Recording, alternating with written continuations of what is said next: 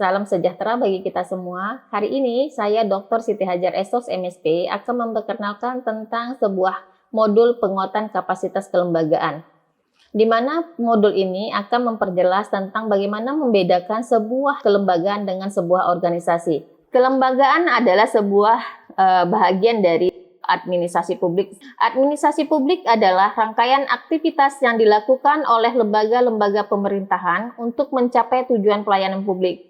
Secara khusus mencakup struktur organisasi, norma, nilai, dan prosedur yang membimbing operasional dan pengambilan keputusan dalam administrasi publik. Hal ini adalah termaktub di dalam sebuah kelembagaan. Kelembagaan dalam administrasi publik mencakup struktur organisasi yang mencerminkan pembagian kerja, hierarki, dan koordinasi antar unit. Desain kelembagaan ini bertujuan untuk efisiensi, efektivitas, dan pelayanan yang optimal kepada masyarakat.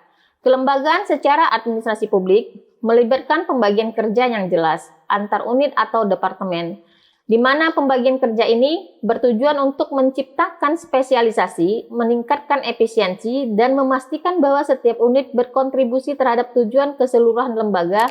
Koordinasi antar unit juga penting untuk menjaga keterpaduan dalam pencapaian tujuan bersama. Administrasi publik yang berkelembagaan harus membuka pintu untuk partisipasi masyarakat, di mana fungsi utama administrasi publik melibatkan perencanaan strategis, pengorganisasian sumber daya, pelaksanaan kebijakan, dan evaluasi kinerja. Administrasi publik juga bertanggung jawab untuk menciptakan lingkungan kerja dalam sebuah kelembagaan atau organisasi dalam pencapaian tujuan yang telah ditetapkan dalam pengembangan organisasi. Terkait desain struktur organisasi harus memfasilitasi kolaborasi, koordinasi, dan komunikasi yang efektif di seluruh lembaga publik. Kelembagaan ini memfasilitasi dialog dan keterlibatan masyarakat dalam proses pengambilan keputusan, memastikan bahwa kebijakan yang dihasilkan dapat mencerminkan kebutuhan dan aspirasi masyarakat.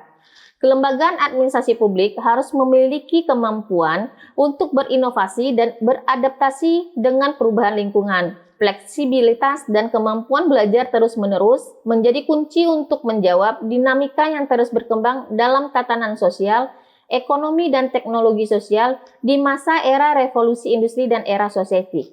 Kelembagaan mencakup struktur formal dan informal yang membentuk organisasi atau entitas. Ini mencakup norma-norma, aturan, dan budaya yang membimbing perilaku individu dan kelompok di dalamnya. Struktur formal melibatkan aturan hukum dan norma-norma resmi, sementara struktur informal mencakup norma-norma sosial, budaya, tradisi yang tidak selalu tertulis. Kelembagaan hadir di berbagai tingkat dan konteks, termasuk pemerintahan, bisnis, dan masyarakat. Ini membentuk identitas, nilai-nilai bersama, dan panduan perilaku dalam suatu sistem. Di dalam konsep kelembagaan, ada namanya teori kelembagaan yang mencakup pertama, kerangka kerja konseptual. Ini berisi tentang kerangka kerja konseptual yang memeriksa bagaimana kelembagaan membentuk perilaku individu dan kelompok dalam suatu sistem. Yang kedua, isomorfisme, di mana hal ini menggambarkan adanya konvergensi dalam struktur kelembagaan, di mana organisasi cenderung mengadopsi praktek-praktek serupa untuk mengakui norma-norma yang diterima. Yang ketiga, pilihan rasional yang menjelaskan bagaimana individu membuat sebuah keputusan berdasarkan kalkulasi logis dan manfaat, mempertimbangkan norma-norma dan aturan yang ada. 4. Analisis organisasi dan perubahan sosial yang sering digunakan untuk menganalisis perilaku organisasi dan perubahan sosial untuk memberikan pandangan terkait komprehensif tentang bagaimana norma dan aturan dalam sebuah kelembagaan yang mempengaruhi perilaku dan bagaimana perubahan itu dapat terjadi. Sehingga dari semua teori yang kita utarakan bahwa konsep dan teori kelembagaan memberikan landasan untuk memahami struktur dan dinamika dalam organisasi, masyarakat, dan bisnis. Mereka membantu menjelaskan bagaimana norma-norma, aturan, dan budaya memainkan peran sentral dalam membentuk identitas dan perilaku, sambil memberikan wawasan tentang cara perubahan dapat terjadi dalam suatu sistem. Sehingga penerapan teori kelembagaan dapat membantu kita untuk memahami kompleksitas interaksi sosial dan organisasional.